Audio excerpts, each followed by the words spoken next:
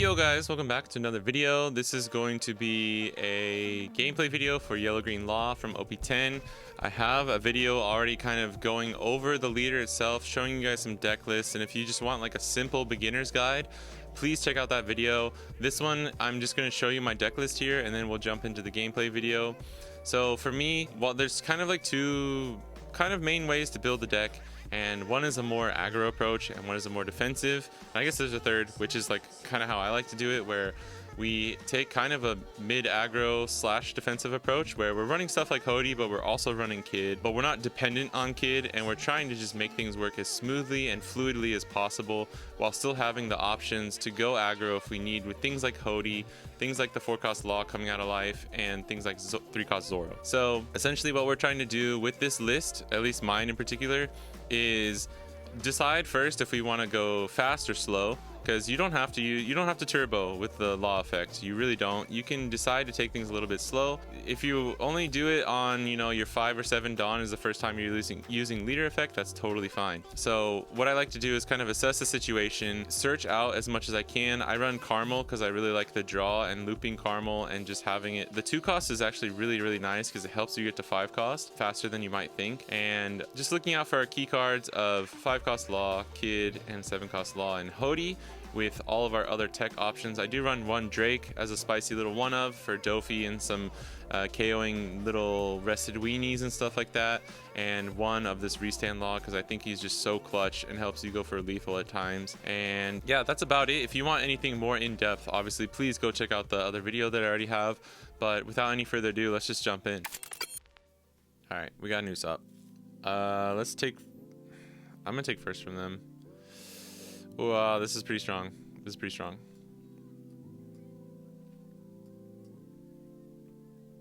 Three, two, yeah. Okay. I kind of want to do Luffy here. Ooh, nice. All right. Yeah, we'll take Bonnie. We could have taken Beige, but I think getting the blocker is strong. So we can take first to take away their curve, or we can go second and try and get our 5-cost Bonnie to throw off their 7 Dawn curve, because on our 6, right, because they're 5 past the 6, and then when they're going to 7, we'll have locked their Dawn, which I'm not sure which one is stronger just yet at the moment, but I kind of like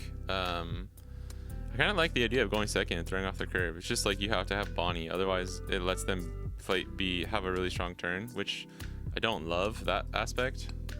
I guess we should have attacked first just in case here, but it doesn't matter.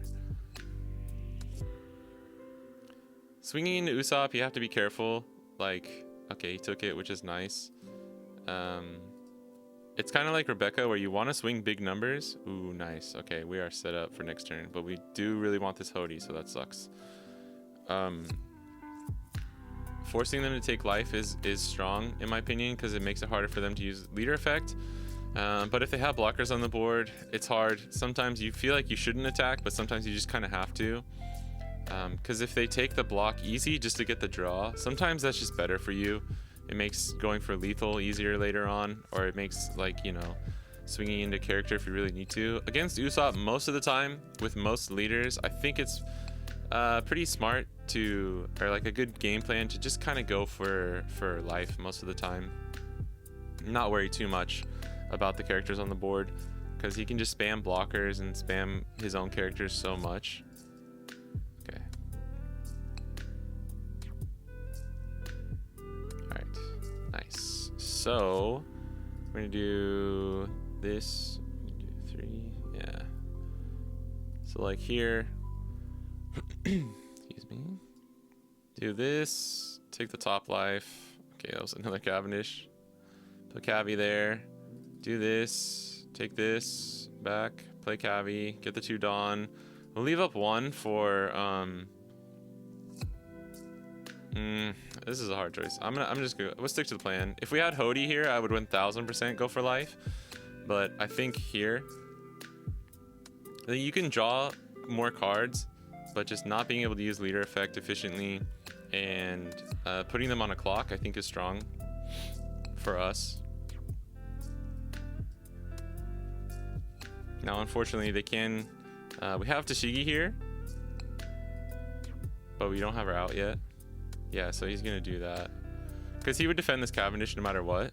So I'd rather just swing at life and get more counter out of it. Fudge. Okay, that's not good. That's 2 Hodies down. I guess the good thing is, like, we might circle back around to him. If we can get this Tashigi on the board safely next turn, I think it'll be strong. Because it just makes it... It makes it so that he has to have Rebecca into Kyros into Zoro. And he has not searched. He hasn't searched yet, so that's pretty strong. Or, like, pretty good for us. But this is bad. 6 and 7. Like, we have to counter out of this one. That's unfortunate, but it's our only 2K here.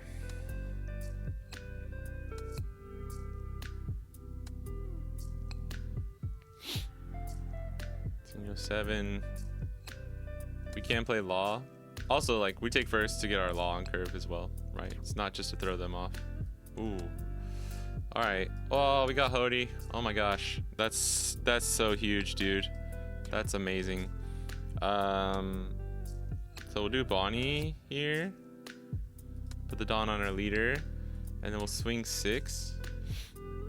Get the 2 back. I think we'll just yeah,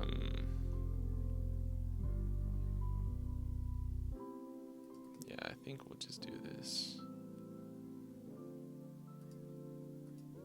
I just want to press life, and I want to stun this Cavendish. Whose Cavendish is stronger? I'll tell you, it's mine. All right, and then just leaving the 1 Dawn open like this is just so strong, and we can get the 2K.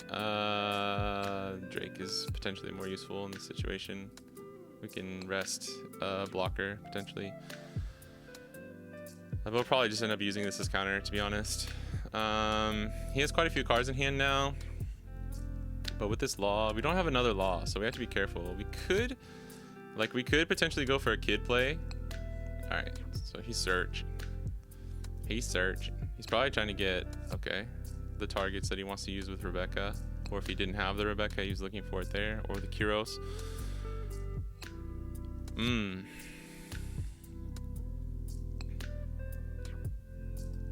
Okay.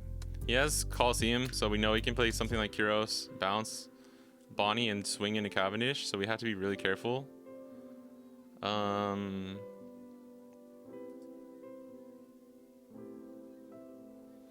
Because if he does that, if he bounces this and then swings into Cavendish, this would be 8, 9, 10. We might have to just go for game next turn. So I'm going to take this so that I have enough counter to get out of a Kyros swing into... Oh, okay. Nice. Frankie, Bardo. Love to see it, bro. Okay. All right, I think we're going to have to just go for game here. Yeah, let's do it. This is why I run Hody. This is why I run Hody, dude. Because if you don't have Hody here, you're in a much worse position. We'll just go 6, 7.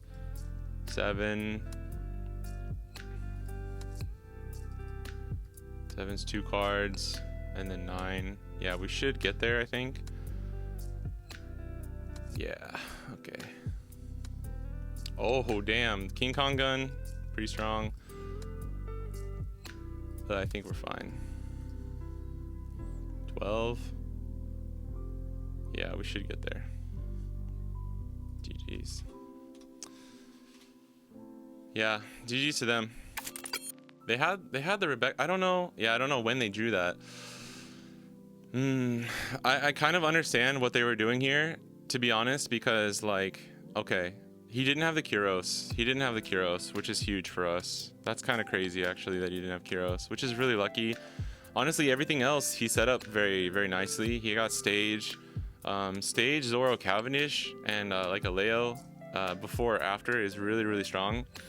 When he chose the like Bardo and Frankie or something, I was like, okay, he has to have Kyros and Rebecca like already ready to go. And who knows, maybe he didn't choose Kyros because he thought he'd be safe playing these blockers. Like I know it's a meme to just be like, you should play Hody in your deck, but I think people are sleeping on Hody and Yellow Green Law so hard over here in the East, or at least in Japan. because people have already kind of been like, yeah, okay, we need him in red green smoker. People didn't run Hody a lot. They kind of did at the start. They took him out, and then now they put Hody back in red green smoker, and everyone's agreed that like, oh, it's a strong card, we should probably run this. I think if you don't run ACOS Kid, obviously I totally understand why you wouldn't. But even then, if you're running a super aggro version of the build, just having him as a finisher, I think is still strong. You know, it's kind of like a Yamato approach there, like a Sky Island aggro.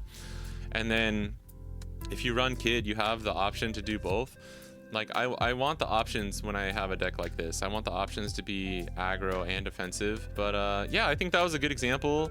People are like so hype on Usopp right now, but and I think he's really strong. I do think you could even consider him probably like tier 1.5, but he has his weaknesses, and I'm telling you, dude, like if you play Bonnie as well, just mulligan for Hody. Like Hody literally wins you the game against Usopp because he's a 4-life leader, and a lot of the time he's just kind of like hiding behind the blockers, which his effect is so strong with these blockers. And like Frankie is ridiculous to play out Leo and get an additional 2 draw on your opponent's turn. Like if you have the thing, if you can rest one of these on your opponent's turn, you can potentially just get an extra 4k counter in the 2/2ks. So really strong, and it makes sense.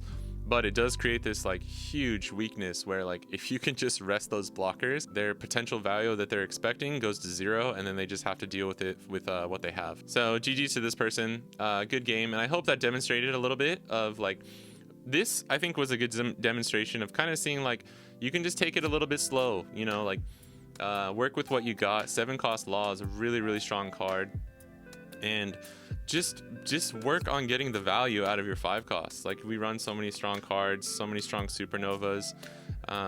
We have Tashigi for some of these kind of like situations for KO or removal decks as well, so keep that in mind. And I'm telling you, bro, don't sleep on Hody. Put that Hody in your deck. He's my boy. He'll always be my boy. He's the OG. So this one goes out to Hody. Shout out. But yeah, that's it. GG's to this guy. Alright guys, that's going to be it for the video. I hope you enjoyed it. I hope it was helpful. Keep in mind, this is just one type of list that I like to play, and you can run it however you want. Let me know what you guys have been cooking, because I'm really interested to see what everyone in the West is playing now that OP10 is up on the sim. Let me know if you like the leader, if you're interested in playing him whenever he comes out physically for you guys in the West as well. One of my top 5, maybe even top 3 is probably, I could say, like favorite leaders to play in this game, at least right now. Really fun. I implore you to kind of like try out some of the spicy techs and one-ofs and flex spots, because I think if you have the ability to make it work, like the technical skills there, or like you have the reps in enough, I think you can really do some crazy stuff with this deck. And similar to Usopp, where like I don't think he's a leader that's been cracked fully yet, I believe Yellow Green Law is really similar in the way that there's so much potential even just within the core of, like, obviously you have to run mostly supernovas, but I think there's so much potential there. And if we just get a little bit more support, then like this leader could become kind of broken in the future, which is like a little sad to even think about, but he has a lot of potential, and I think he's really strong, and I don't think people have cooked with him enough, and I think there's still room for improvement. So let me know what you guys have been cooking. But just thanks for watching the video. Check out the rest of the videos on my channel. Like and subscribe if you want, because it really helps me out. And if you want to catch me streaming over on Twitch, I stream 2 to 3 days a week over at Fidelio TCG. We've been playing a lot of OP10 stuff. And yeah, that's it. Thank you, and I'll catch you guys in the next one. Peace.